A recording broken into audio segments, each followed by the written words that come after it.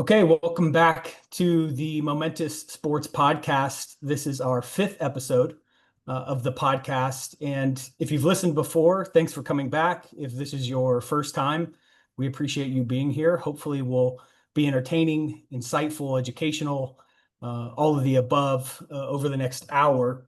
And again, if this is your first time, really what this podcast is here to do is be entertaining ultimately, but at the same time, give some perspective and background, a deeper look into sports as an asset class. I think I can confidently say now that sports has emerged into an asset class the last 12 to 24 months. That may have been questioned, but I think today it absolutely is and is heavily moving in that direction. And what we want and who we want to highlight on this podcast are team owners, deal makers, athletes, and entrepreneurs. And today with us, we have Dominyck Bullard, who is what was in the athlete category, is today in the entrepreneur, CEO, founder category, right in what I think is one of the most critical areas of this asset class for teams in particular. And that's from seeing the world through an AI and digital content strategy perspective. So really looking forward to diving in with you, Dom.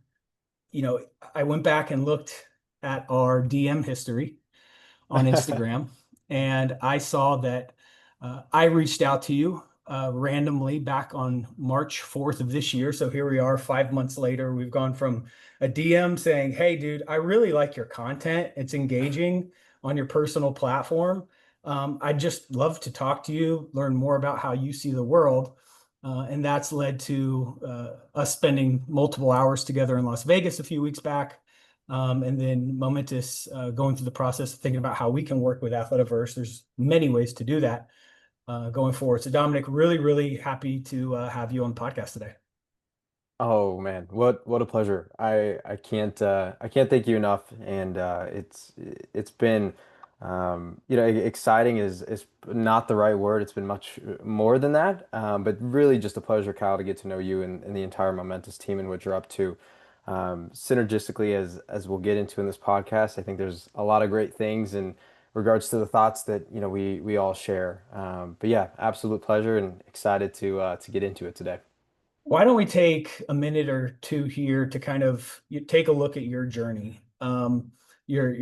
You're a handsome young man, but you are very young, and I think that's incredible. I think it's probably a superpower for you in the space that you're in.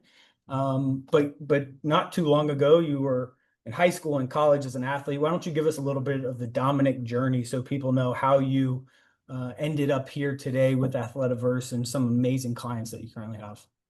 Oh my gosh, man. Yeah. Well, total divine, grace and luck, I think there. But yeah, to give folks a quick background, I was born and raised out in Las Vegas.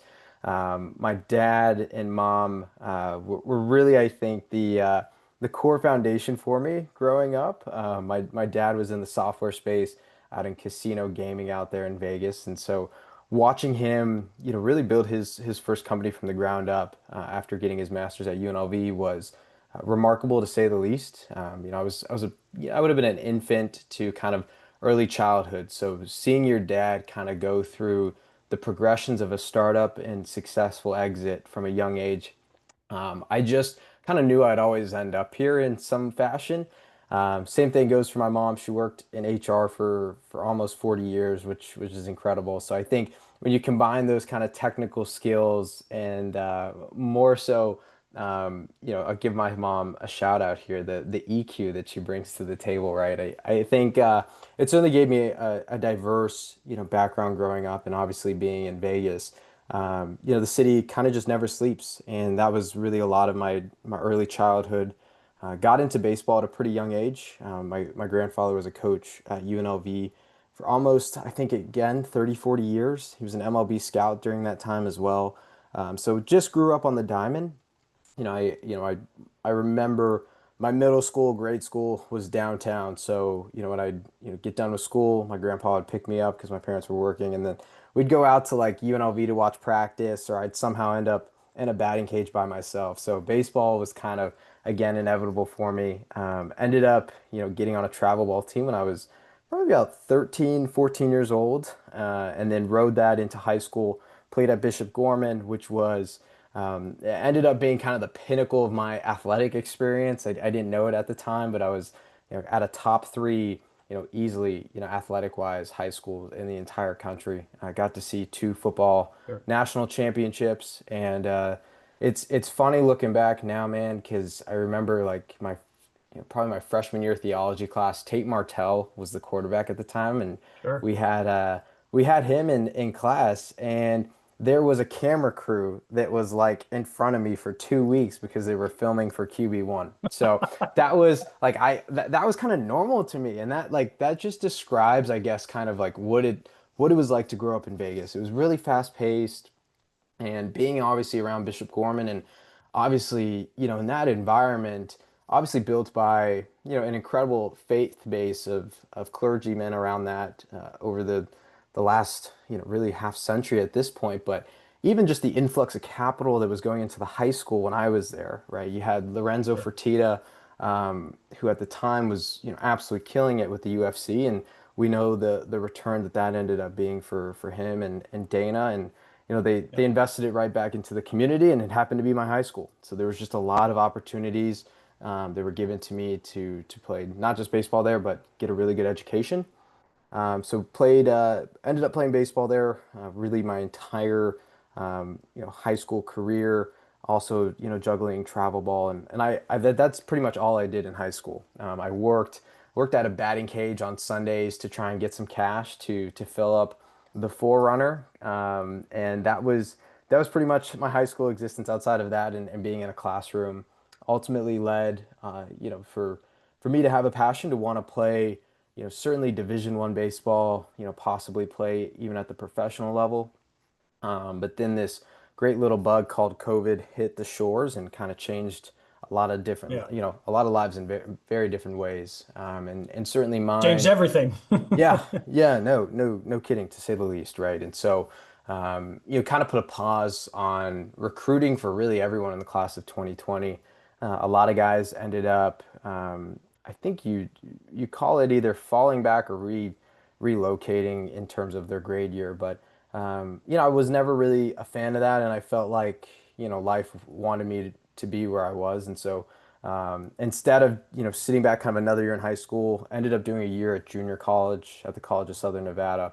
For baseball folks out there, Bryce Harper went there, Taylor Cole, a lot of other, MLB guys. So it was kind of, it felt like a setback, I'm not gonna lie. But it was like, okay, this is a cool opportunity. And I think the setback feeling came because, well, you're going from Bishop Gorman to a junior college. There's no greater culture shock really than that, and I felt it out there, man. Like Yeah. I remember, not on a peer-to-peer standpoint, the guys were great, but the environment was just, it wasn't conducive to what I was used to and really what I wanted for myself. And so ended up in kind of a tough position where, heading into my first, junior college season, and it would be my only, kind of thinking to myself, like, how do I get out of here as quickly as possible?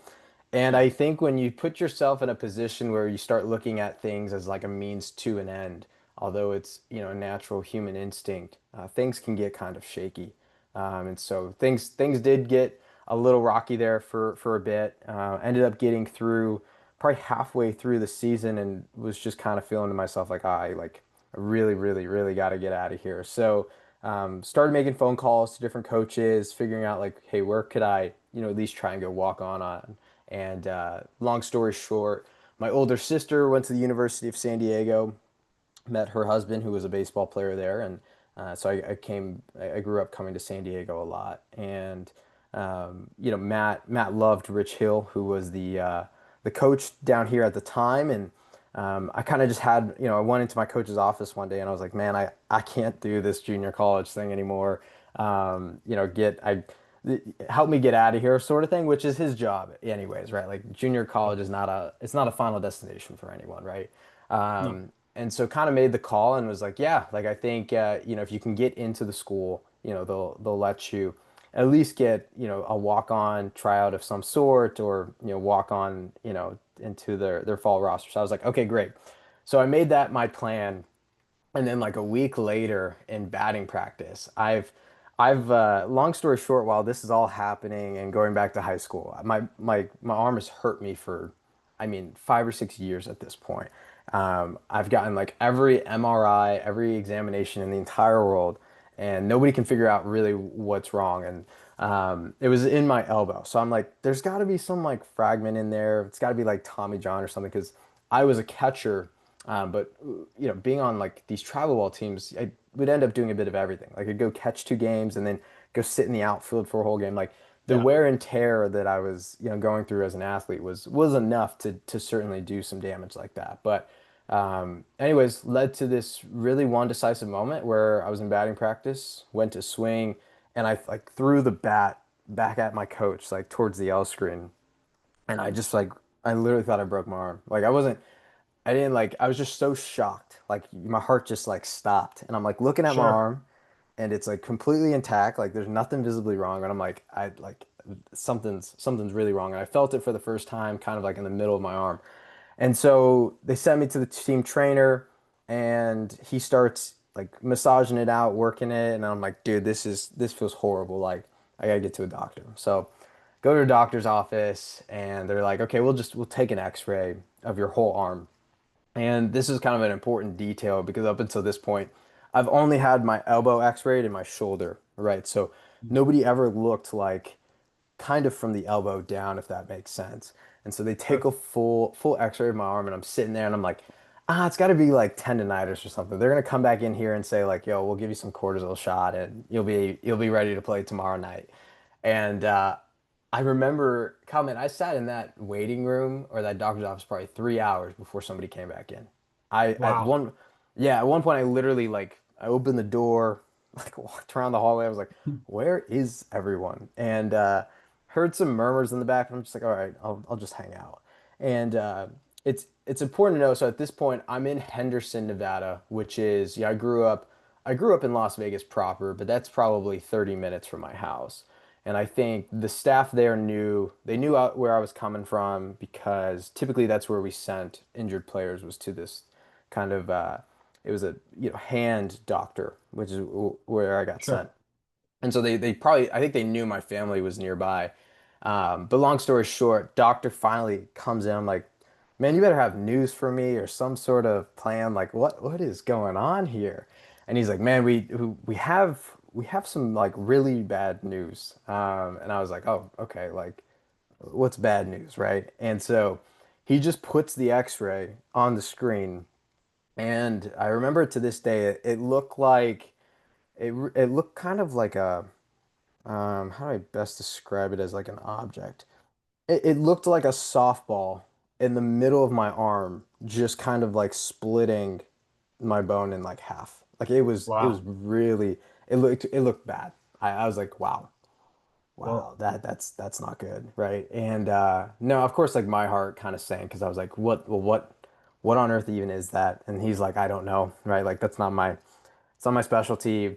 We've been trying to call different offices around town, seeing if they've seen anything similar, and like nobody's seen anything, right? And so I'm like, okay, great. I'm like, well, and it kind of like the first question that you go to is like the extreme. I'm like, dude, is this cancer? What is this? And he's like, well, if it was cancer and if it was, you know, yeah, if it essentially was something that was cancerous and it was this big, like we don't know if you would be essentially like this healthy, let alone Sure. alive, right? Like something that Right. big that is like Yeah. seriously, it's like so he's Yeah. like that's like that's a good sign, sort of. So, anyways, long story short, I remember I get to the car, I like called my parents and I was like, it's probably I think it's the only adult time I remember where I was like really in tears, just like no idea what to Hmm. do.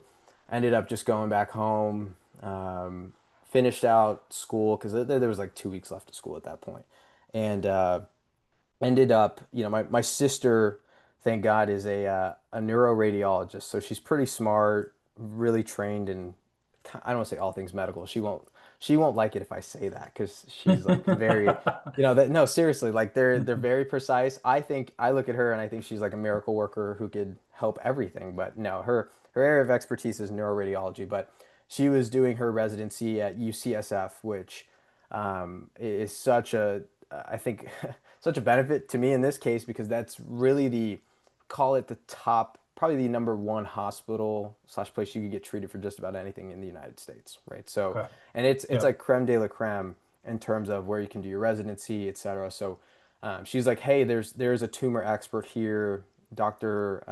Wozniak, I believe was her name, and we'll get you on the phone with her ASAP. And so she looked at it, and she specializes in young adults and kids that have essentially these like rare tumors that they end Mm. up fighting, and specializes in all the different types of cancer that cause this and whatever. Sure.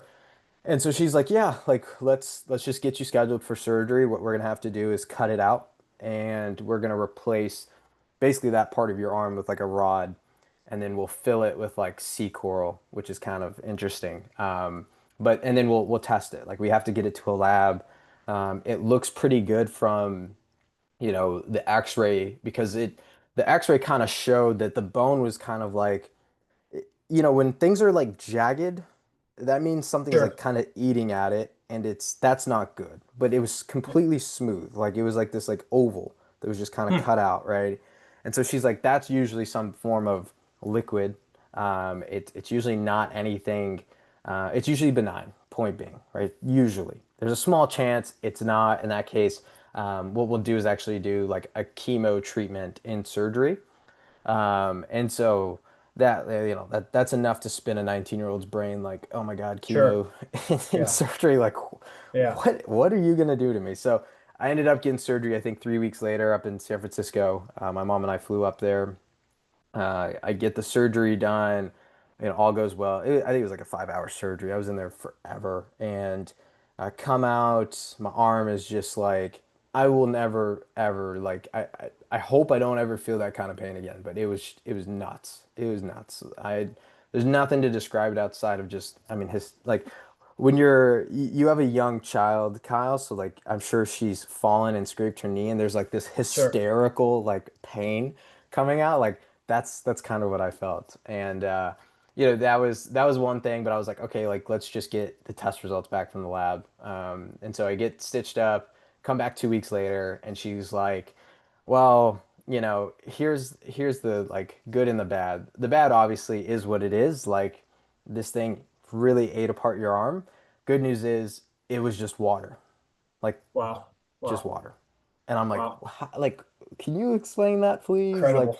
well, yeah. So it ended up being something called a unicameral bone cyst that typically it's an unknown cause medically because they don't have enough research necessarily yet to stand on anything.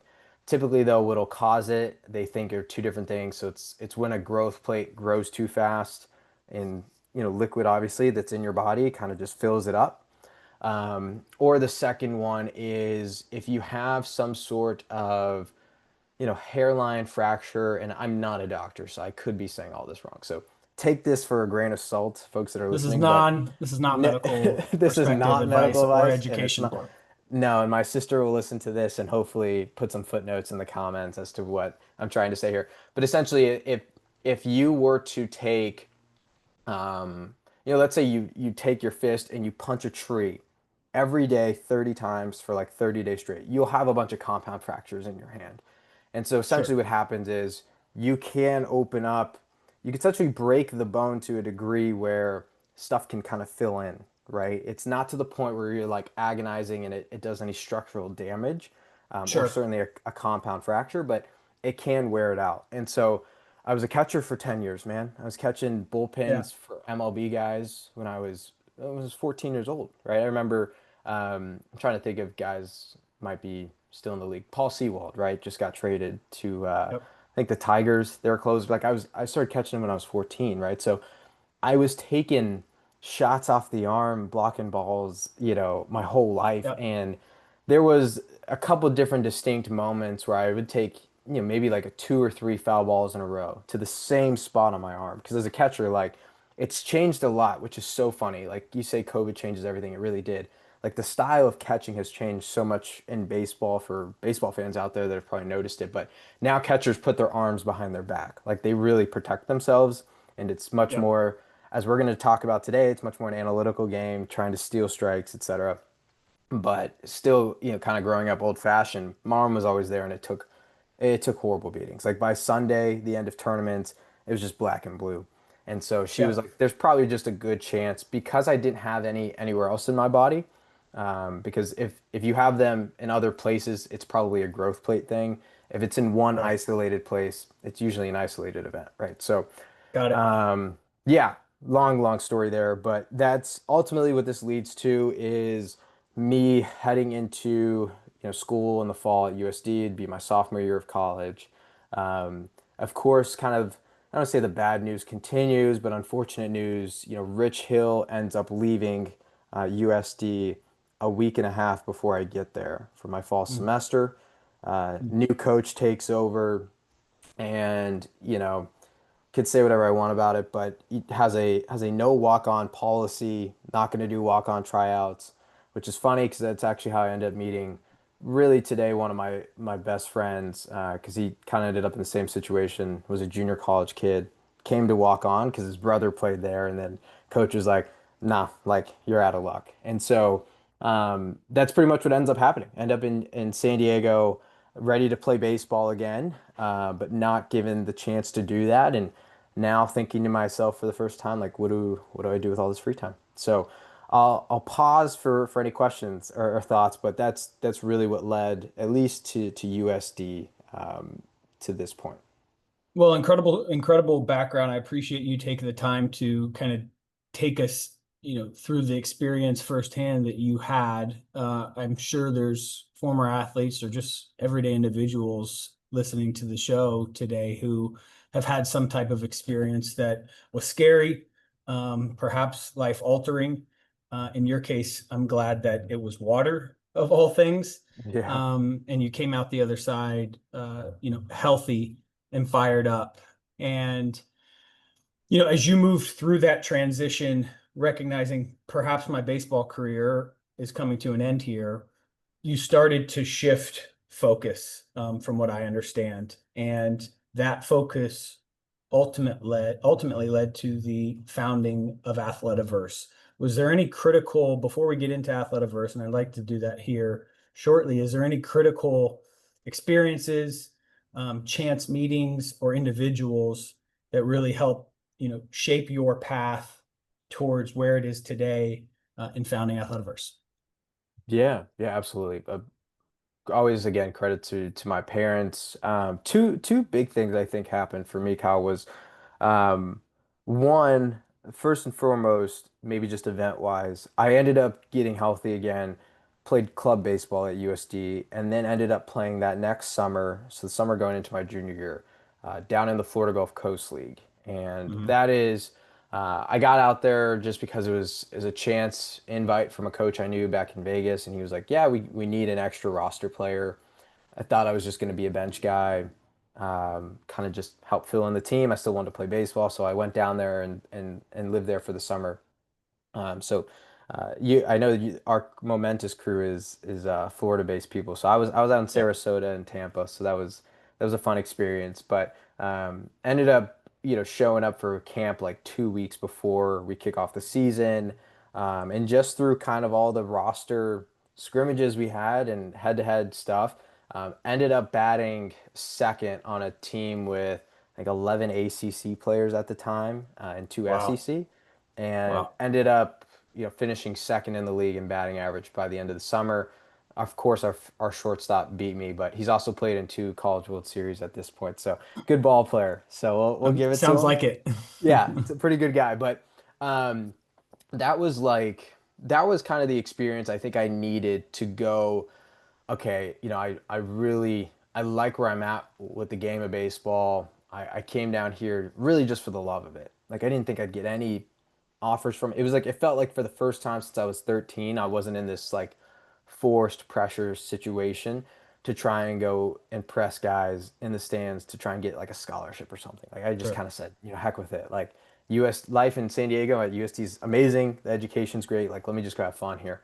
And that experience really kind of, I think, just it was kind of wind into my sails, blowing oxygen into the fire of like, okay, so this is what it feels to kind of live life like walking to the plate, trying to hit the ball as far as possible every time, instead of worrying about stuff you can't even control or mechanics or whatever. Because like seriously, I spent the entire summer just like kind of a lunatic. Like I would take like maybe 5 or 6 swings in batting practice and go play a game. So I'm not saying approach life like unprepared, but I was really just winging it. And not that I'm just winging it now, but I think that kind of playful, fun edge came, and I was like, you know what, I'm gonna go start a business. And at the time, thinking as big and broad as I could, I was like, and this was the time I think Facebook had just like renamed themselves Meta or something. And I'm like, well, we're all heading to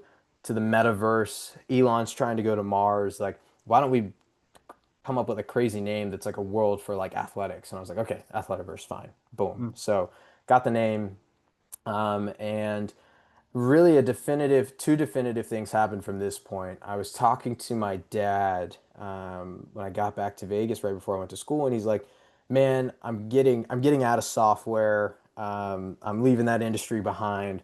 But from what I can tell you, and at this point he was kind of just burnt out, but his thing was, I think creators are gonna like rule the world somehow. I think like that influence, like what's Mm. happening there, like I can't describe it, but something's happening there. You got guys on Wall Street from like the All In crew to, founders taking on this like build in public approach. Like what is all this? Like in if somebody can find a way to give not just go after the gold rush, like don't just become a creator, don't just play that game, but can you supply the shovels to that? There's something there. And this is also Picks the and time. shovels.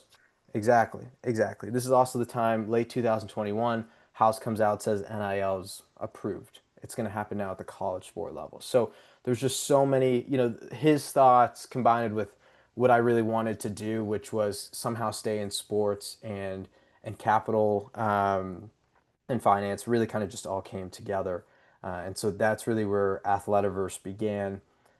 Started off just as an Instagram theme page, because the one thing I remember, I was watching a YouTube video just on like more stuff about my what my dad and I were talking about. And this guy was just like, yeah, if you can build an audience, you can do just about anything, right? Because your community Mm. is going to tell you, it's the best place to test ideas, share different things. And that's how we met. We met through an Instagram video. I couldn't Yeah. even tell you what it was about, but I remember there for a long time because I was kind of just testing the theory myself, within the last year of what it looks like for a personal brand. Just throw out your thoughts to the world, like the things that you write down in your notes or tweet about. What does it look like to share? So started doing a lot of different edits for college athletes, professional athletes. One day, and this is really where Athletiverse is, I would say from a business standpoint, because at this point it's not a business. I'm not making any money. I'm a junior in college. Like there's nothing going on. Greg Clifton reaches out to me on LinkedIn, and Greg was at the time, I want to say, he'll kill me for forgetting his role, but I want to say he was head of global partnerships for Omaze. I think that was his role. But longtime WAS executive. His wife Maggie is also just a total gangster. She has her own company now that's helping produce Travis Kelce's podcast. So they're longtime sports executives, understand media and marketing like nobody else. Greg happens to have gone to USD, reaches out to me and says like, "Hey, this is kind of cool, the stuff you're posting, these highlights, like they they're grabbing my attention, right? I would love to Caught learn my more about." attention. Yeah, right. Like I'd love to learn more about what you're doing. And so we got on a phone call. He was like, "Hey, I got like 10 quick minutes if you could walk me through things." I think we talked for 2 hours. It was just Wow. incredible. So you had way more And than 10 minutes. what he did, he did. But you got the other 150 minutes But we out of got them. yeah, yeah. He'll laugh if he hears that. But that's funny. I actually am talking to him later today, so I have to mention that. But we talked forever, and it just became this like brainstorm dump, because the thing that Greg has that I also see reflected in some of just my personal, my favorite people, but people that are really at the forefront of change, whether it's you yourself, Marley, Blair, like the entire Momentous team has this, is just this profound curiosity and understanding that a lot of times, whether it's in marketing, media, finance, like all of the, let's just call it all the change, really all, yeah, I like change. All the evolution that occurs usually comes from the margins. It comes from people that are off the radar. It comes from ideas that have not been heard in a boardroom before. And Greg gave me the time of day, and I was just telling him, hey, I think with the way that I'm thinking about this business, like I think we can create content for athletes and teams that like really help raise the bar of their partnerships. That was it. Like it just started from the standpoint of like, can we just help these teams deliver better content to fulfill these partnerships? And that again, back in 2021, content was not huge yet. It was still like if you could get ahead, you could start, doing your thing, you could create a social media agency pretty easily. And that's sort of where we began. We contemplated going back and forth with like making a software that matched like athletes and brands, but like the marketplace thing was just like, no, I'm not doing that. So ended up going this agency route, and yeah, that guy totally changed. He changed my life. Period. I mean, the amount of introductions he made, still does. The amount of support he gave me, and him and I especially, and even today we had an amazing conversation yesterday, and I'm excited to see what we talk about later on today. But we didn't have the answers. It was just a whiteboard, but the power that brought of his experience, what people are talking about in boardrooms versus what this hungry kid that will just do anything for just a chance, just wants to learn, right? It just Yep. created this magic, and that's really where Athletiverse started to really come together. Long story short, to best, I guess, summarize what is Athletiverse today, because we're Sure. we're That almost was my four next years question. now. Yeah, we're almost 4 years into this thing. I guess 3 years officially, because like I said, for a while, when we were just kind of when I was just doing my freelance editing, we weren't a business. Like I didn't have any corporation docs and all that good stuff. But by the time I got to the start of my senior year, when we were a business till now, we've kind of gone from this content marketing agency in sports to really, I'd best describe Athletiverse today as that we turn sports content into measurable, repeatable wins for emerging brands and properties in the digital age. Period. Like Got it. that is really our forte. Is how do we take all this attention and energy that's happening top of funnel? How do we measure it? How do we see the impact of it? How does it funnel down to results that ultimately end up in, again, boardroom discussions, end up in your CRM, end up pushing companies, and teams to where they want to get to. So, Incredible story, incredible journey as a startup founder myself, nearly a decade ago. I know that it's not an easy journey. Often a lot of hours, putting in a lot of work with a lot of self-doubt, imposter syndrome, and all those things. So for anybody out there that is starting a business, that is running a business, small or large, kudos to you. Often the struggle during that process is overlooked. And so for anybody that can start something, get from 0 to 1, and then get to the other side, which is a sustainable company, I have a lot of respect for. Let me dive in a little bit more to Athletiverse.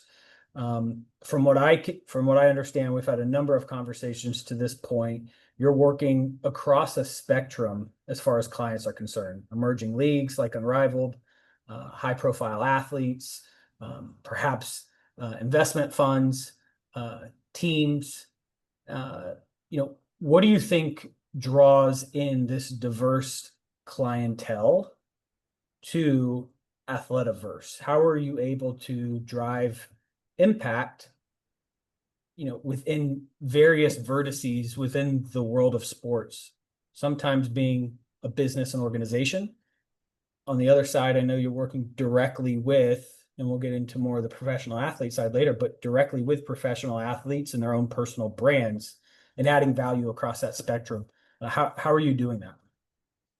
I think, Kyle, the way that I can best describe it is that it comes from a thesis that I came up with really 2 years ago as maybe AI showed up on the scene, and it led a lot of my early conversations with all these different folks. Because when you're an agency, certainly in the content space, certainly in sports, um, there's a variety of stakeholders that need that. So let's just start there, right? So of course that's how we end up working with Big League Advantage, right? The biggest, PE fund investing in players, in the modern era, right? We end up helping them.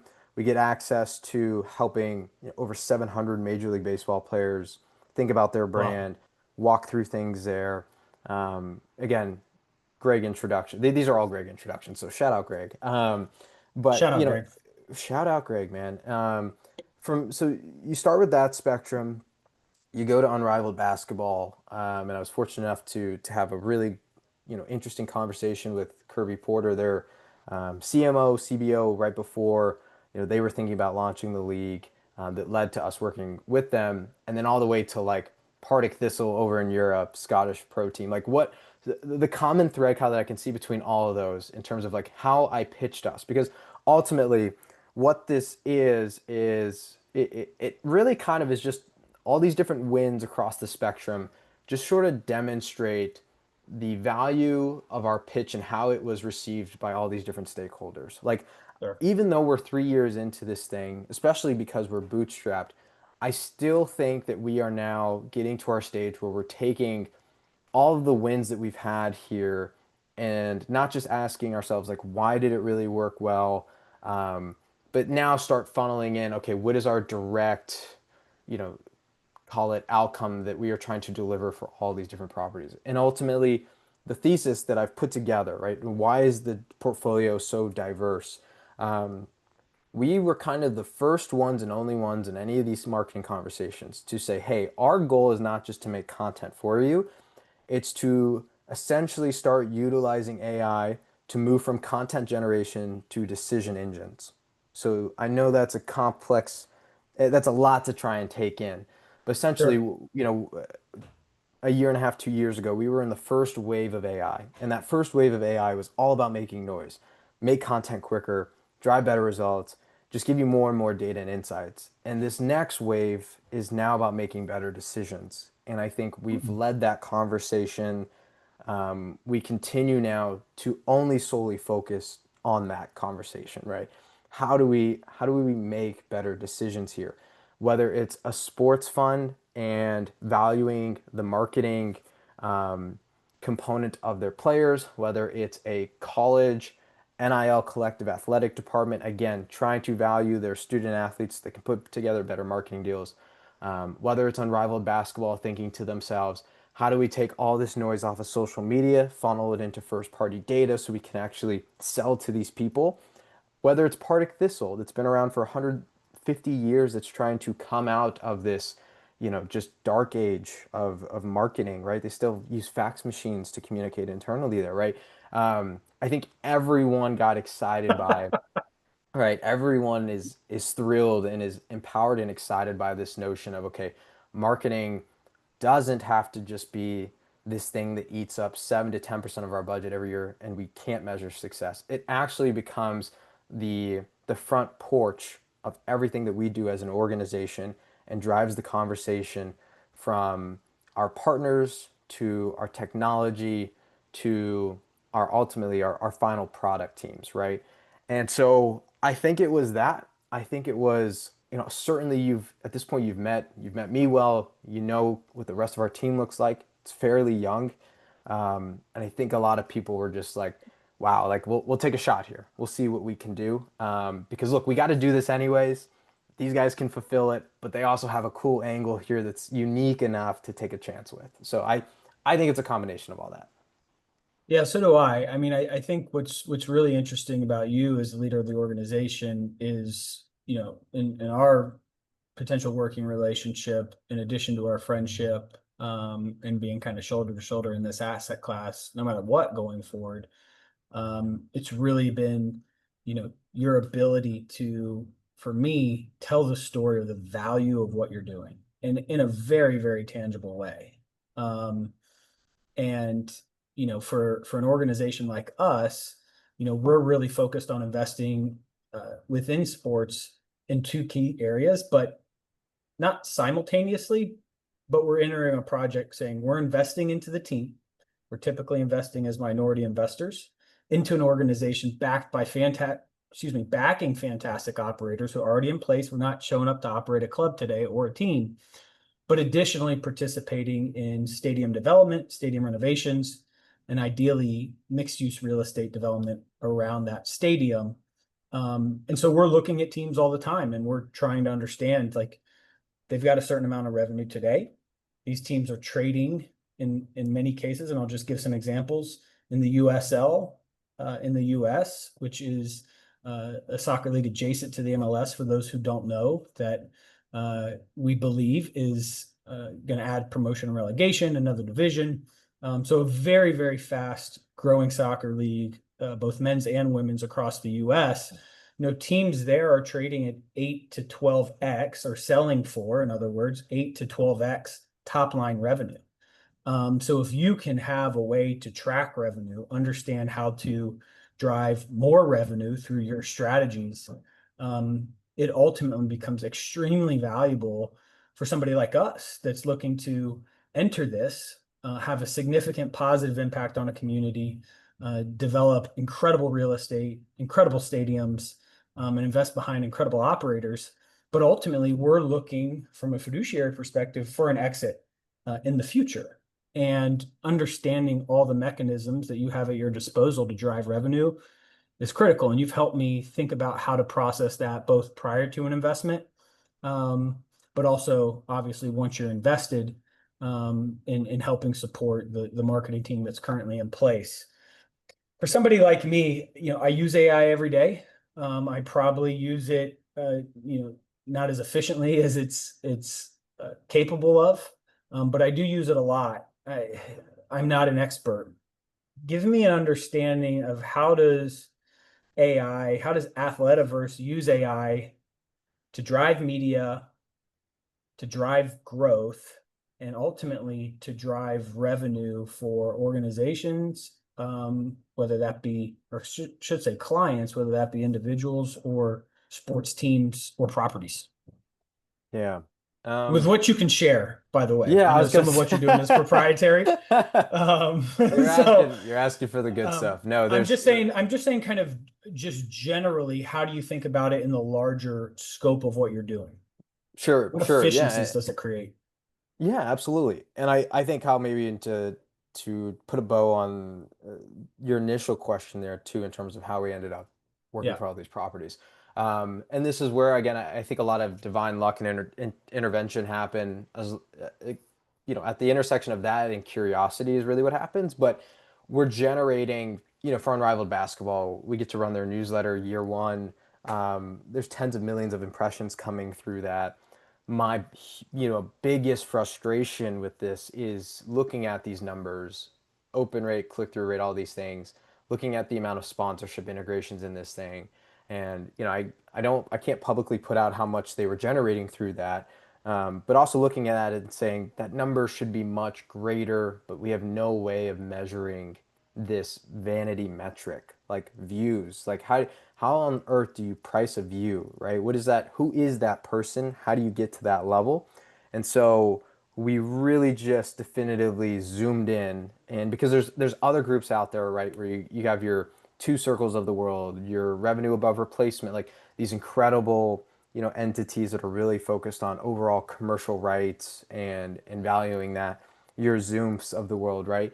But I think we really honed in on this, like, how do we help these sponsorship teams, these marketing teams, best price this vanity affair that's going on out there in all marketing teams, right? And as to your point, if we can go on average so far, the average audit that we do for a professional team in the US, uncovers over $400,000 annually. When we start talking about how that translates to the USLs of the world, Major League Rugby's, even the Unrivaled Basketballs, you're talking anywhere from 7 to 11x, multiples from finding revenue there, right? So that's Yeah. kind of where it all begins. Now, how do we think about now? I think moving to your next question here, how do we think about this as a whole? How do we think about AI, et cetera? Again, there are kind of three core principles that we operate internally around. The first, as I said, that's kind of our leading one is, AI moving from content generation to decision engine. What that essentially means in layman's terms is that how do we get sports and AI from this clip generator, auto captions, templated posts, social media analytics to this place where, you know, um, we now know based upon all this data and information that's coming in, what our next 100 moves look like for Mm, each specific person in our funnel, right? How do we start mapping out the minute we have a touch point with you, what happens next, right? Again, decision modeling, right? How do we get to the point where we can accurately come back and tell folks, whether even it's at the fund level, whether it's you, Blair, Marley, guys, hey, based upon this one person that entered in this fashion, here's what the next 50 steps look like for us to get them to whatever that win looks like. Whether you're in unrivaled basketball, this guy just signed up from the newsletter. He signed up on Twitter in a thread on the, call it, second CTA that we offered him, right? What does that mean for that guy? What is he valued at? How do we take him now to purchasing tickets, purchasing, merchandise, and then get him to do it all again in a growth loop? That's what we're thinking about with AI. We're not so much thinking about it as cutting more corners in terms of, making content quicker, doing these things, because everyone's going to do that, I promise you, right? And especially with folks like yourselves and all sorts of different private equity groups entering sports, I guarantee you that the level of operational efficiency that they demand out of their staff is going to require them to use these tools. So while it might be a solution, it might be a point of differentiation in the market for us today to give those tools to clients, it won't be the long tail. The long tail is going to be how do we build this intelligence base that guides these teams through data to making the best decisions possible. So to reiterate that first point, AI moving from content generation to a decision engine. The second one, very, very important one, and yeah, this is a valuable one, so people will like this. Going from essentially cloud data warehouses to centralized intelligence hubs. What do I mean by that? When you are using HubSpot, when you're using all these different siloed platforms, you're throwing data into a cloud. You're not necessarily creating an LM around it. What we're doing is that every single data point now that we have, and I think, I don't know if we've mentioned it in the podcast, and it's important to mention now, Kyle, for I think the audience, we have our own intelligence platform now that essentially is yep. driving all of our content creation. So we have our own, SaaS product that's proprietary that we're using specifically with clients right now. But essentially what this tool also allows us to do is that, okay, where do those decisions come from? We know we want to go from just throwing stuff at a wall to making decisions. Where's it going to come from? It's going to come from, taking these cloud, data warehouses and putting them into centralized hubs. You're seeing companies like Zeta, which had, I think, a 20% run yesterday from earnings, Well, do exactly this at the enterprise level for Fortune 500 companies, right? So the market's starting to catch on there a little bit. Essentially, from there, what we can do is if you take an entire season of unrivaled basketball, all of their Instagram, TikTok, Facebook, YouTube, Snapchat, you know, however they're showing up in the world in social media, you take all of that data, you take it out of your Sprout Social, your Blink Flyers, all these different tools and analytics platforms, and you start building an LM around it. So you almost have like these people, you almost have like the AI as like another person on your staff that's represents a period of time of information. So you can almost have like that's unrivaled season one, that's unrivaled season two. These two guys can now talk to each other. They can tell us what we should do next. They mm, can just bring our attention. They should bring our attention to the decisions that we should be thinking about. I think, and I'm certainly skeptical of it. Do you turn total decision power over to these models? Absolutely not. But they're going to flag things and they're going to assess, variables that humans could never ever understand or possibly have seen all the outcomes of, right? So again, that second pillar, moving from cloud data to centralized intelligence. The third and final one, more of a operational thesis for us, is the composability of democratizing development. I know that's a mouthful. Essentially, what this means is that in the past, in the old world, building software was like pouring concrete. In the new world, it's like building with Legos.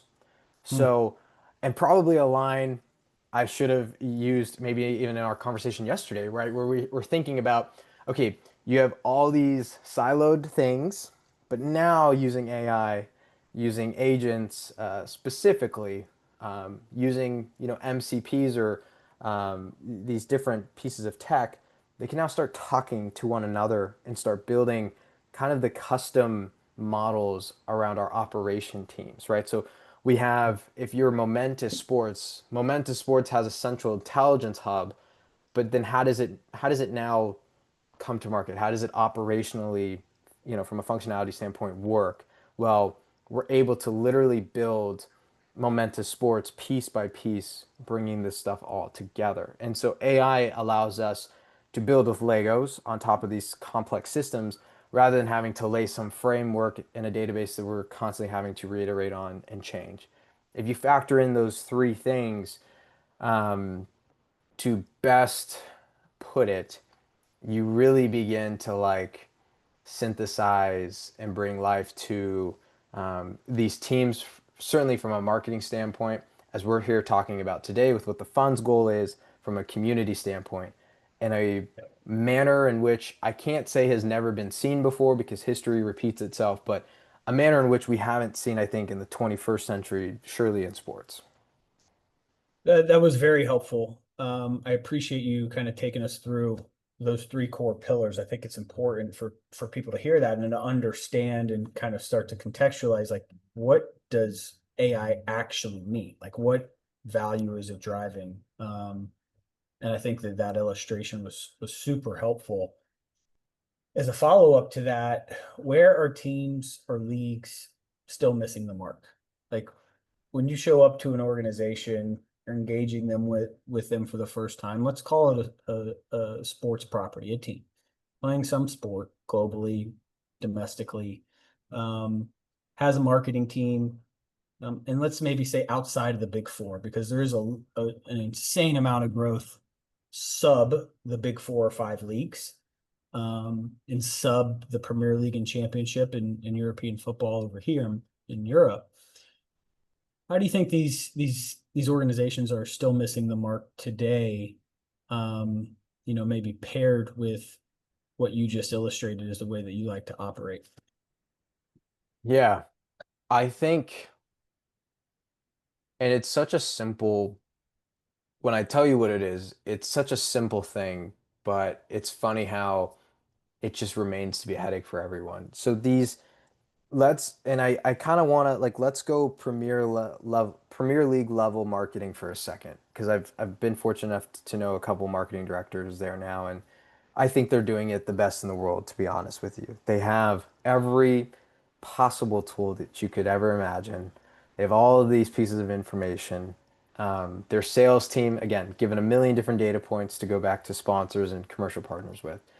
The thing that is missing at that organization that's also missing at your Division 3 school in the middle of Oregon is that the commercial team, the sponsorship team, the content marketing team, one, depending on what level they're at, they all have different pieces of information, but you have two separate bodies not having a conversation as one. Yeah. And I know that some people might be, well, okay, Dom, that's an organization problem, that's an HR problem, that's an EQ thing. Like we got to get these people in the room, we got to get them to talk. Not, I don't think it's that simple. I think I've seen it, like even internally with us, like I've seen it, right? Where you have folks that are in charge of different components that have all the data, all the, um, yeah, all the data and all the, call it information available made to them, but can't make that next decision. Can't like we don't know now what does that next jump look like for us. AI allows that conversation to happen not just in cloud automatically, but to happen in this, again, holistic manner and to build upon not just past data that you've given it, but future outcomes, right? And allows that cohesion to begin to happen, right? At lower levels, like at the Scottish second league where we do a lot of work, right? those teams simply just don't know how to take their data that they didn't even know about. Like when we do an audit for them, it's very funny because it's like, okay, great, we have 100,000 pounds just sitting here every year that we're not optimizing for, we're not selling to partners. Okay, great. We don't know how to sell this. We like, how do we have these conversations with these people? How do we talk to the local shop down the street and explain to them what this is? And again, it's like I think AI is going to start having, it's not only going to start having the conversations that we can't have, it's going to start guiding us on how to even have those conversations Mm, cross channel, right? So we're mm, no longer siloed, right? We ultimately create this kind of total cohesion, top to bottom, across an organization. That's the biggest gap that I see today, right? It's like, okay, you might have a $10 million budget, you might have all the ability in the world, you might have all the tools at your disposal, but my goodness, you can't get to that next step. It still looks like a whiteboard with 10 different options of what we should do. We lick our finger in the air and touch one of them, and that's what we end up doing this year. When in reality, who knows if that was the best decision, right? Like sure. if you really weighed everything together, right? Not to mention, maybe more of a um, not a hit at sports or anything, but we have some pretty antiquated ways of doing business in sports. Yes, we do. We just do. We just do. It's why it's going to be such. I can't even imagine the outcome for the winners in the PE space that are coming into sports over the next decade, especially at the college level, where and I'm on an NIL board at the University of San Diego, so I get to see the staff. I get to see what they know, right? This isn't a critique of who these people are as individuals. It's more of a critique of what they know, but now they have to operate as GMs. They have to operate more efficiently because their billionaire donors are paying a lot of money to get wins, right? And it's like those people, Kyle, they don't stand a chance in, heck of making the best possible decision given the background that they have, right? And you see that across sports. I mean, I think I forget who says it. It was in a podcast I heard lately, but there's like a common theme. There's idiots all the way up. And Sure. I Some like days, to depending on the day, I may be one of those I'm one of idiots. them, right? Right? Like we all are. I think there's a level of humility that a lot Sure. of these teams and organizations, have to come to grips with. But again, I know organizations that have had the same marketing director for 35, 40 years, especially in Europe, right? Yep. And I'm not saying those people go to the wayside and what they know is not useful anymore. It's just that we have to evolve to what's going on here. We do have to evolve. This brings me to the next thought, something that I've learned more from you over time, is earned media value. And, it is a buzzword, but it also is like a real tangible thing. You've been focusing a lot lately, I've noticed, on EMV, both in your newsletters, in our conversations, in the way that you're, building out Athletiverse. What is earned media value in the most simplest form? And how can you help teams, clubs, organizations better understand where they're missing the mark? Yeah, again, I think this is from the conversations that we've had to this point in time. And by no means, certainly is that a core statistic that we are working with at the moment? Absolutely. Is it the one size fit all solution for these teams? Absolutely not. I think it's a starting Yeah. place because from what I can see, it's kind of just this giant pool of value that is not being properly understood, right? It's maybe not even be properly, calculated. But to break it down in layman's terms, what is earned media value? What is owned media value? It's essentially if you go on Instagram today and let's just say we take a picture of you, Kyle, on this, podcast, you have a momentous sports background. You go put that on your personal channel, it gets 100,000 views. Whatever that value is, that's your owned media value because if Kyle posted it, right? Whoever is the author of the content, that is technically the owned, right? That is the owned media that's being created Yep. there. Got it. The earned media that's being created is the Momentous Sports logo in the background, getting that Mm. exposure for, in this case, quote unquote, for free. Like it's earned, right? They did not have to pay. They have organically showed up in culture. And if you think about social media for a second, and brands are just absolutely, um, you know, Olympically hijacking us to say the least with this, is they are getting their Sure. brand, they're getting their logos, they're getting their ideologies to show up organically in the most unassuming places.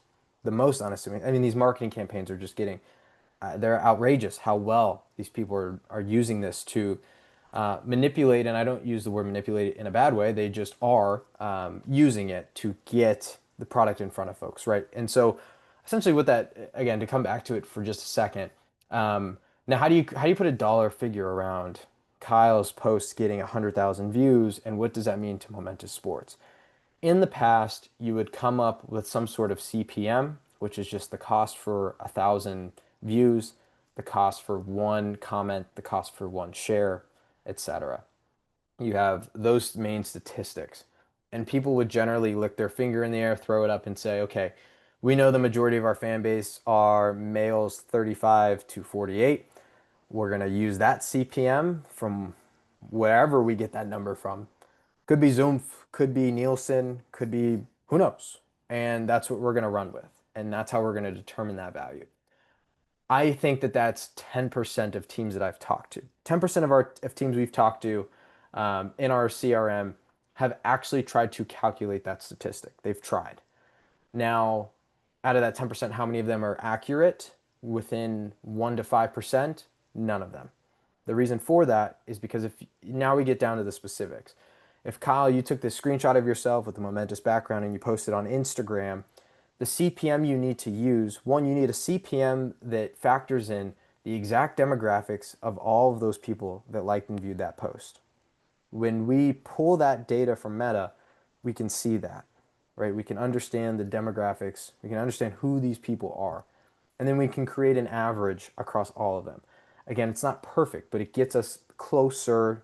It gets a lot more closer to the middle of this, bell curve, right? Than, two standard deviations away from it. Sure. Finally, how do you make this accurate across the board? And this is why at the moment we're only measuring this across newsletters, TikTok, and Instagram because it's a complicated process, right? These technically now it's in the platform's hands. It's in Zuck's hands to go, hey, Meta, here's how you're going to, this is the ad CPM we're going to charge people to reach this demographic based upon whatever data that they have.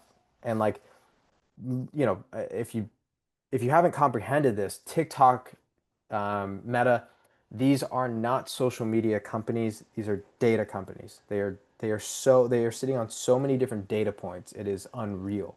But they are Mhm. determining that CPM, which means that our CPM that we're using for TikTok cannot be the same as Meta. It has to be two separate things. And Got it. our platform finally goes, okay, Kyle, we're looking at your post here. It got 100,000 views. Here's what it would have cost you to do this as a paid ad on Meta. So that's the own media value. And that value is the same amount for Momentous Sports because they showed up in the photo. What does this look like on a broad scale?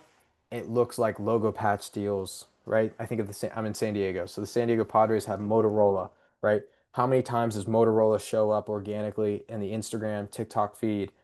Twitter, YouTube feed, right? Um, let's just, from my estimation, it's probably over $10 million a year in value again that sponsorship teams, content teams have not yet fully identified, at least with a level of precision that we're thinking about it as, right? So that's what earned and owned media value is in a nutshell That's to this helpful. one. Yeah. Really helpful. So in super layman's terms, if your brand logo is showing up in a post for the New York Yankees, you're receiving some type of earned media value Hmm. based on it showing up there, which we know in the background of these videos, in the background of these pictures, you see that all the time. And, candidly, I've always thought of that, as just how it is, right? And that's going to happen. But the value that's driven from that, and understanding how to articulate the value to that organization, the one that's showing up in the video, I think is critical, and a really an unlocking for, you know, what organizations can do from a sponsorship perspective, a partnership perspective, and driving revenue back to the top and bottom line. I'd like to transition. I know we're nearing the end here, but I'd like to transition and ask you a question, or maybe a few questions that I haven't prepared you for, or that we haven't talked about in advance. Actually, we didn't talk about many questions in advance, but when I wake up every day in this line of work, I'm thinking about what I mentioned before. What are the great teams that we can invest in, and where's their real significant opportunity to develop real estate, institutional real estate, so that we can really provide a differentiated return profile for our partners and our investors. One being the team enterprise value growing over time based on the stadium and real estate, and then that real estate premium, which is typically an institutional real estate product, growing in value because of its adjacency to the stadium and to the team.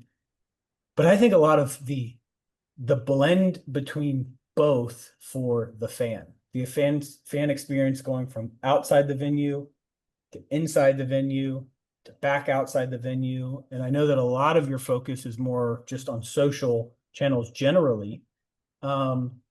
I just think we think about digital marketing as something that lives on a screen, but in the way that we see the world, it really is going to be connecting physical space. Like, just generally, how do you see that opportunity evolving? This is a free space to ideate. Nobody's holding to what you say here, but it's where my mind goes a lot for how can we provide the most incredible experience for an individual or family once they get on property to when they leave, and how do we, more importantly, ensure we understand the type of experience they had, the things they're interested in, the places they like to go, how long they like to stay, ultimately to create a better overall game day, non-game day experience within our ecosystems. Like, how do you think about the connectivity between those physical spaces and the digital space? Sure, sure, yeah. Yeah, I have some high level thoughts. Maybe I you haven't can't thought get about into no, no, that. no. I Yeah. no, no, no. I makes it I think about this actually a lot.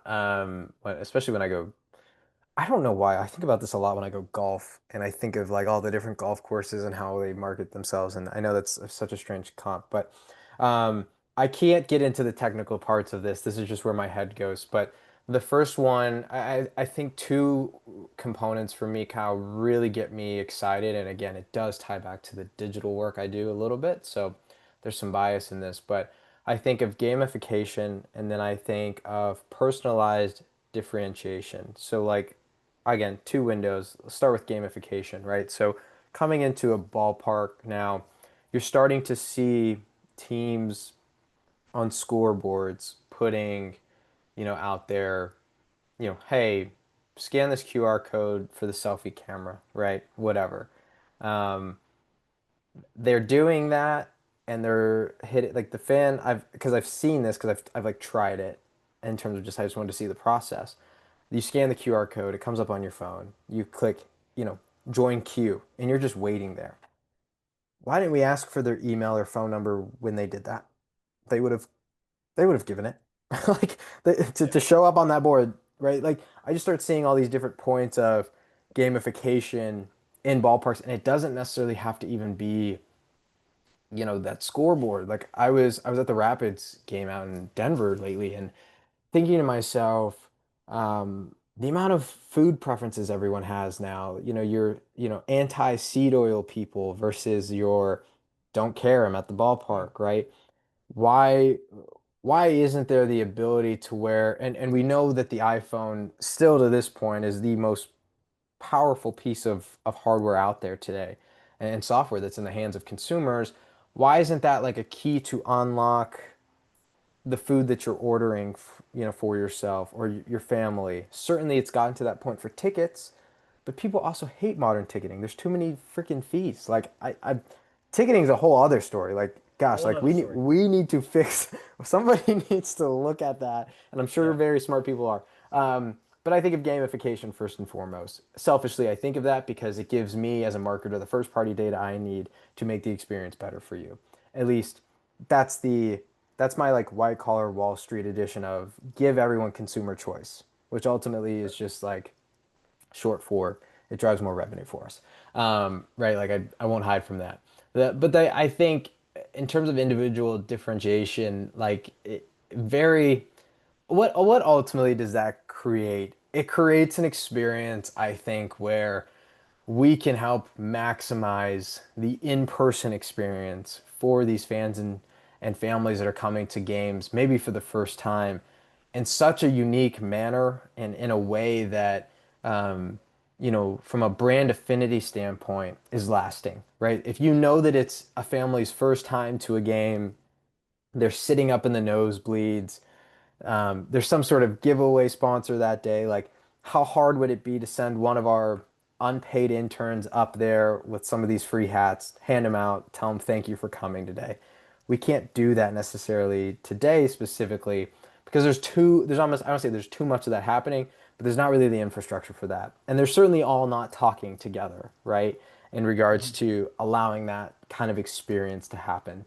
Um, but those are the things that I think about. Obviously, of course, there's like the obvious one, like the architecture, and there's people that study that down to a science and how do you build these things to be, Yeah. as encapsulating as possible. I'm from Vegas, so Allegiant Stadium's a modern, stadium miracle. It's the highest grossing stadium in the entire world. You know, past 2 years, right? So those are the things that I think about most, that I'm excited about because I think that makes the game better for everyone. It lets it lets fans know that you see them, and I think that's the biggest thing. Fans want to be seen, right? Like Yep. when teams are struggling or they're doing well, players talk about it. They say like, thanks to the fans, thanks to the people that show up, right?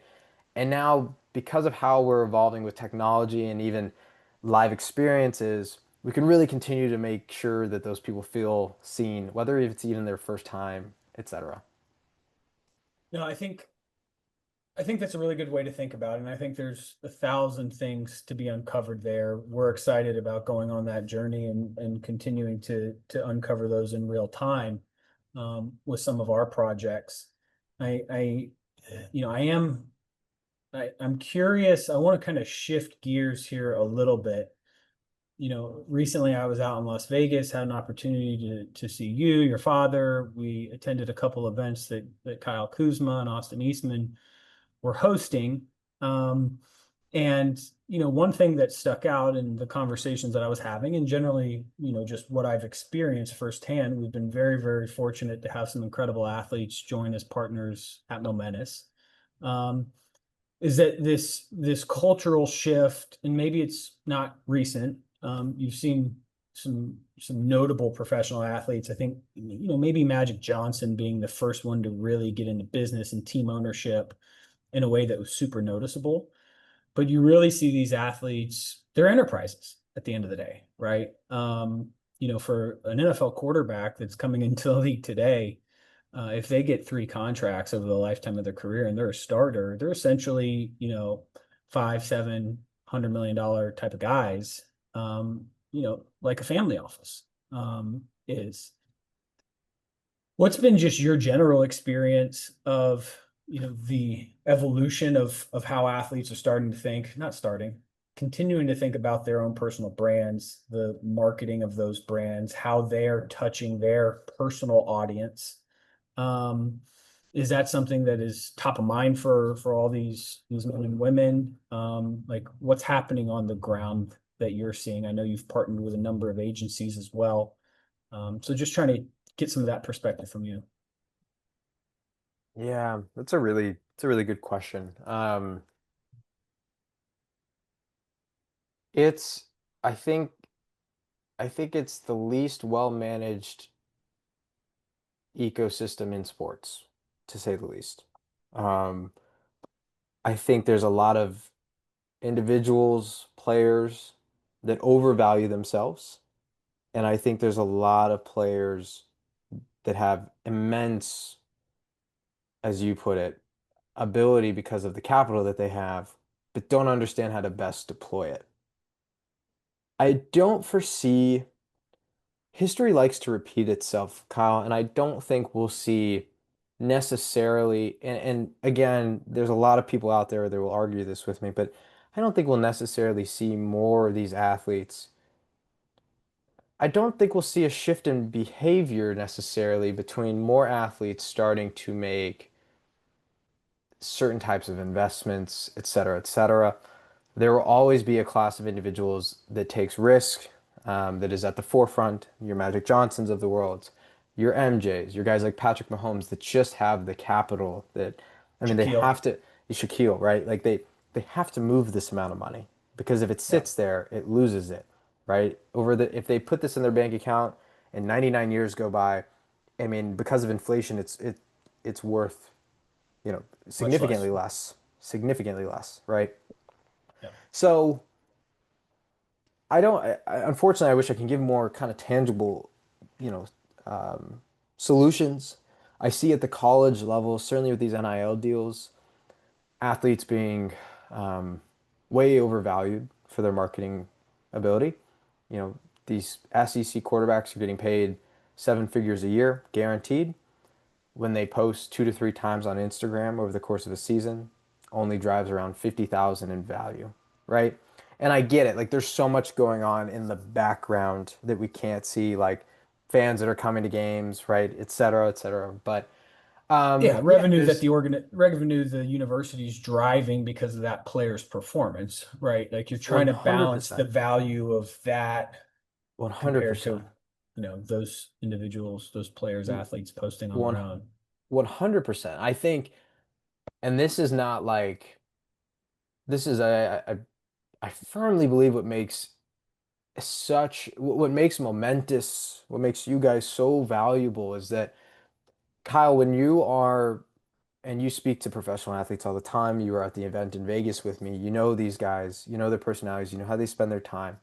They cannot possibly be locked into the amount of information and conversations in this niche of sports as an asset class as maybe a guy like yourself is, right? They cannot be locked into how do we maximize the LTV of our personal brands as much as a guy like me is maybe invested in. So there will always be these groups that I think players probably need to just better understand their options of partnering with to really kind of like act as like momentous is almost think of it as like almost like this photosynthesis tool to the individual, net worths and capital that these athletes have, right? Like you guys are bringing life, you are, showing the broad horizon in which they've probably never thought about investing in anything, let alone sports. Not, but long story short, though, of course, you'll always have Magic Johnsons, your Mr. Elways, right, that are doing they just because on a personal level, I think I can't even begin to get into it how these gentlemen can have such prolific careers and then maintain that level of focus into another niche, right? But Yeah, I think both of them would probably tell you, hey, where my focus is making sure I surround myself with the most high quality, the most, you know, data-driven, analytical minds I can possibly find to help me cover every decision point. Um, Athletes aren't necessarily, because they're just making more today in the digital age, going to be necessarily smarter about how they spend their money, sure, to be blunt. sure.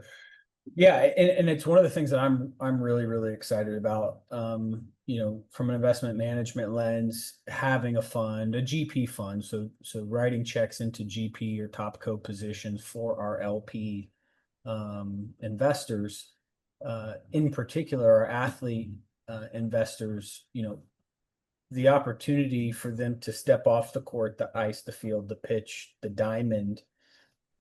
Often that transition is really a challenge, right? Psychologically, the identity shift, kind of the neurochemical challenges that are not seen.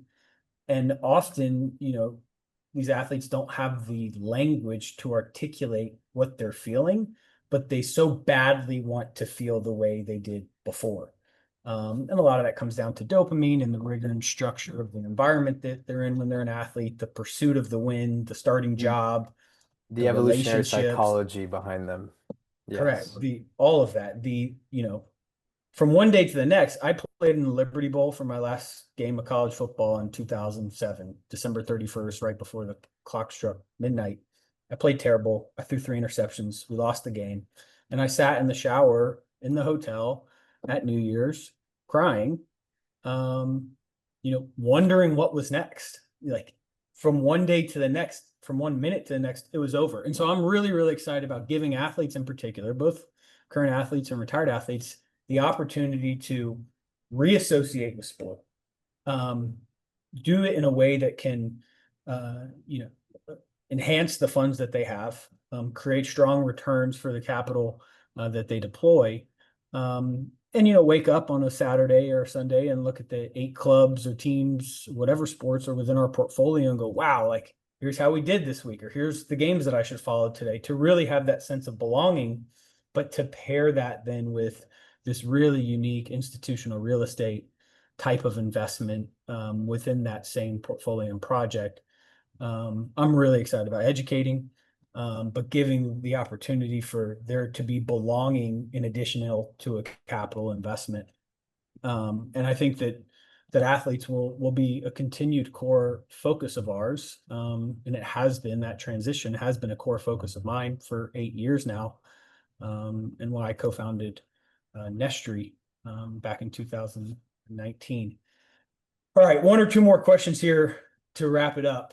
Like, I like this question a lot. Like, what is salient to you? It doesn't have to be in the digital marketing space, but in sports as an asset class, like, where are you? I know you're curious and you're driven by that curiosity.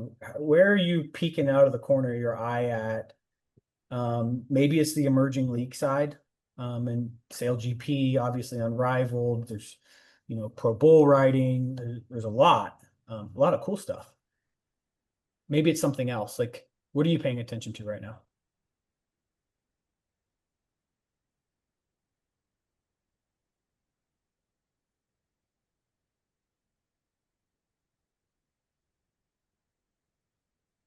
I think the Take your thing time that with this one. yeah, no, I think the thing that I'm paying attention to most, Kyle, is that I have, to your point just there about athletes and how you guys plan, at least synergistically, to continue to work to build these very sophisticated opportunities, communities around how they can invest their capital.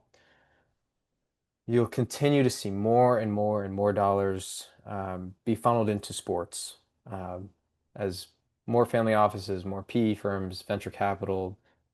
They smell the opportunities and they smell it in siloed channels. Some, whether you're a brewing capital and you smell it on the sports marketing side of things, whether you're, um, a 776 and you smell it on the emerging female side of things.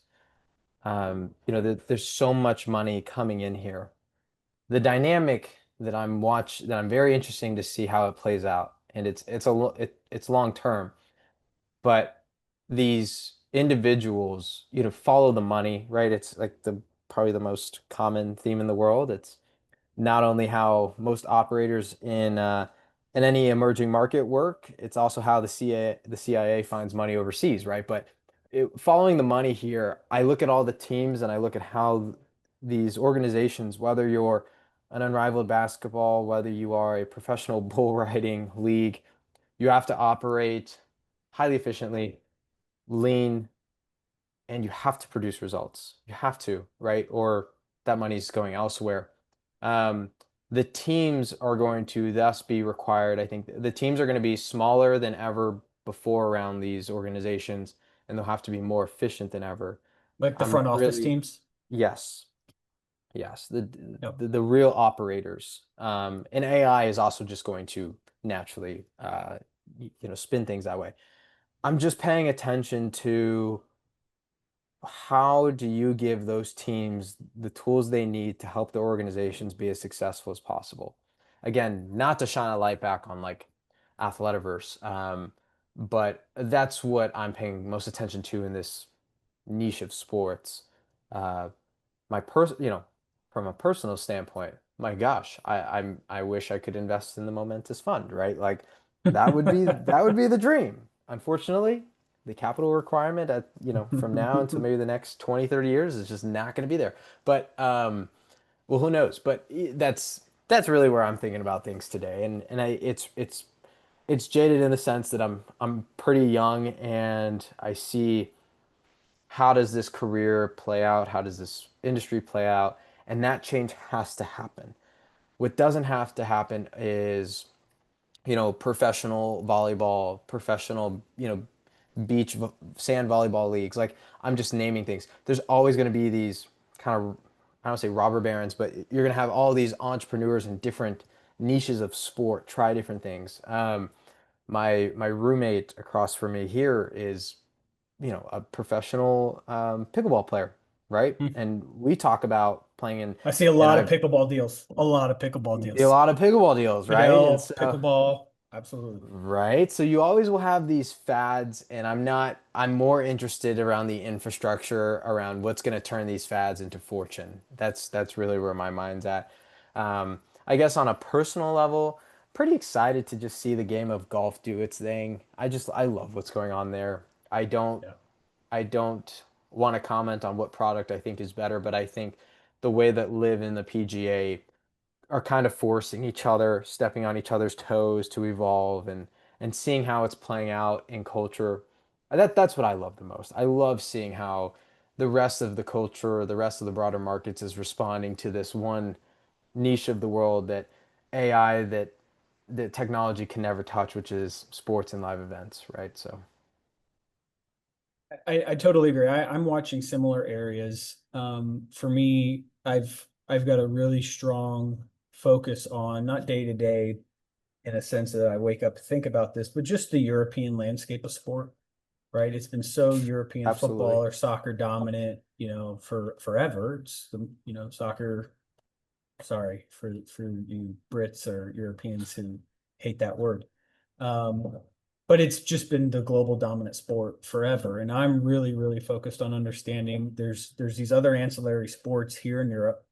You're starting to see some really smart capital think about more of sport as a platform within a market and within an ecosystem. So multiple teams that are multiple sports, all owned by the same entity, sharing services, sharing CRM, sharing strategy, best practices, and venues.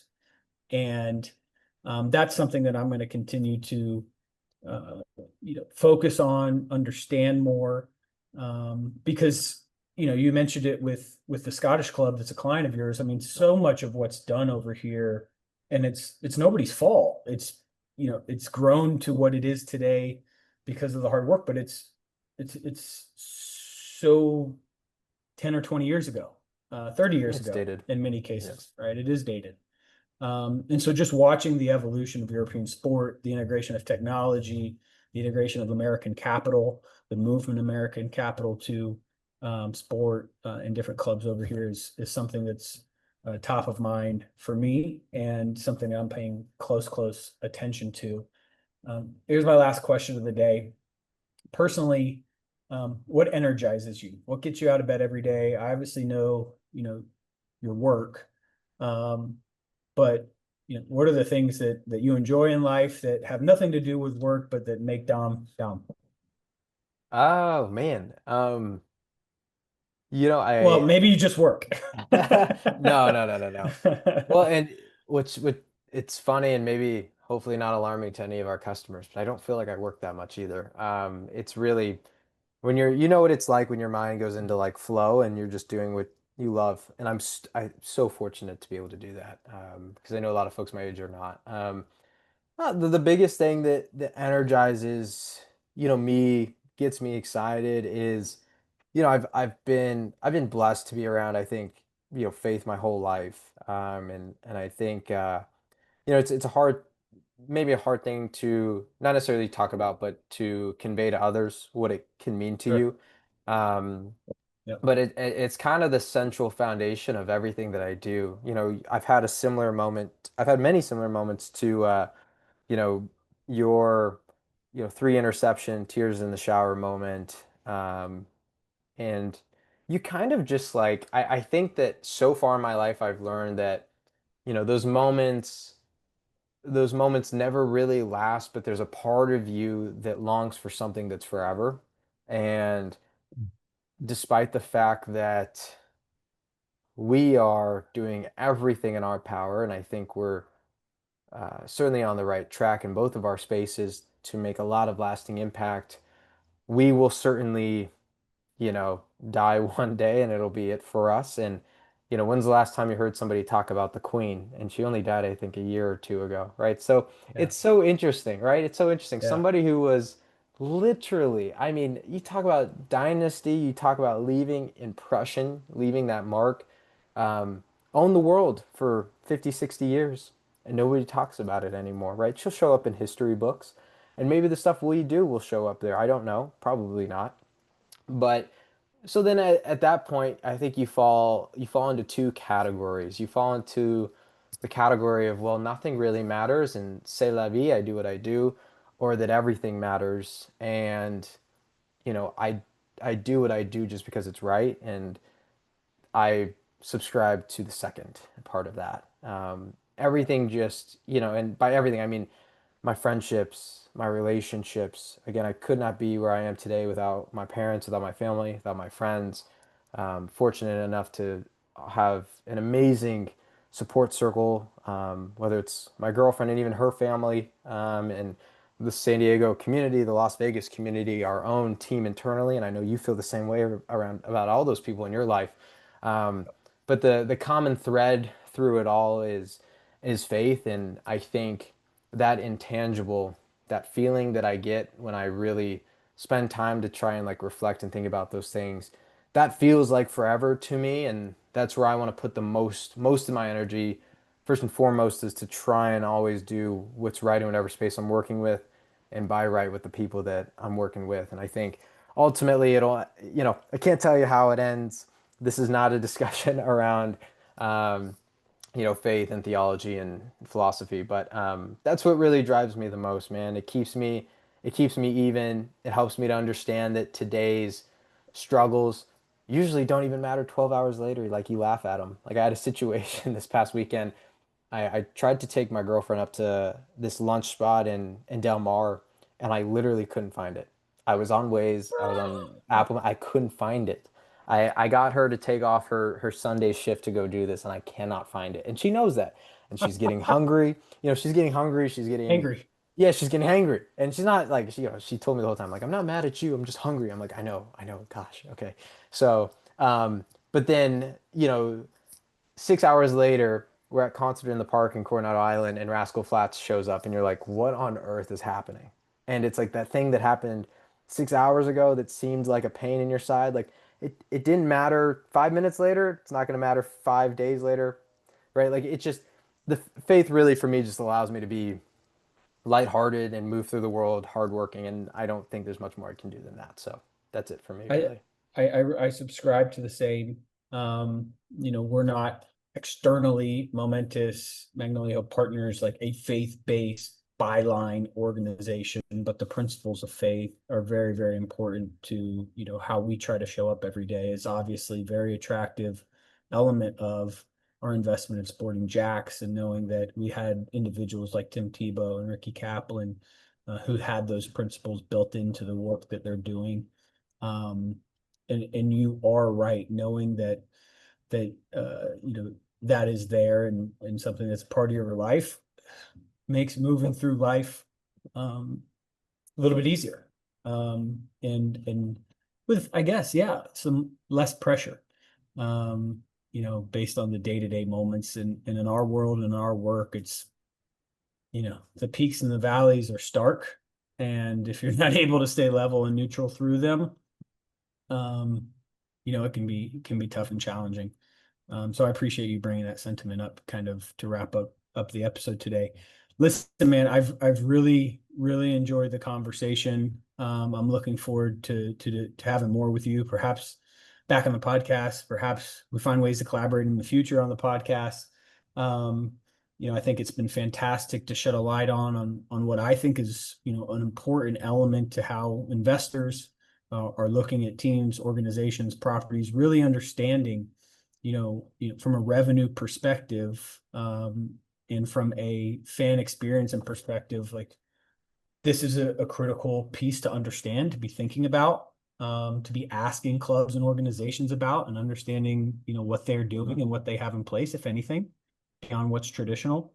And so I think this was, helpful, insightful, both to me, to the audience, and I hope that they were able to get a lot out of it. So really appreciate you. Why don't you we'll put it in the comment section below, but why don't you let everybody know where they can follow you like I did on the social channels? And then if they'd like to get in touch with you about the work that you're doing at Athletiverse, what's the best way to do that?